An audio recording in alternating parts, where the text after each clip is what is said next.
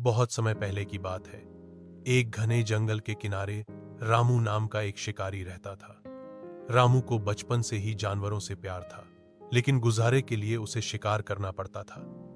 वह कभी भी बिना जरूरत के किसी जानवर को नुकसान नहीं पहुंचाता था और हमेशा नियमों का पालन करता था। एक दिन रामू जंगल में शिकार की तलाश में गया। काफी देर तक भटकने के बाद उसे एक हिरण घायल अवस्था में मिला।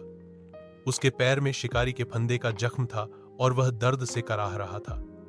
रामू ने अपने तीर कमान नीचे रख दिए और धीरे धीरे हिरण के पास गया। डर के मारे हिरण कांपने लगा, लेकिन रामू ने उसे प्यार से सहलाया और कहा, डर मत, मैं तुम्हारी मदद करने आया हूं। रामू ने बड़े ध्यान से फंदा हटाया और जड़ी बूटियों से उसका घाव साफ किया। फिर वह उसे अपने घर ले आया और कई दिनों तक उसकी सेवा की। धीरे धीरे हिरण ठीक हो गया।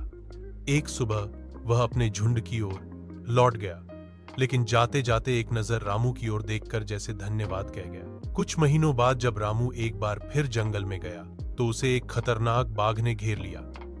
रामू के पास बचने का कोई रास्ता नहीं था।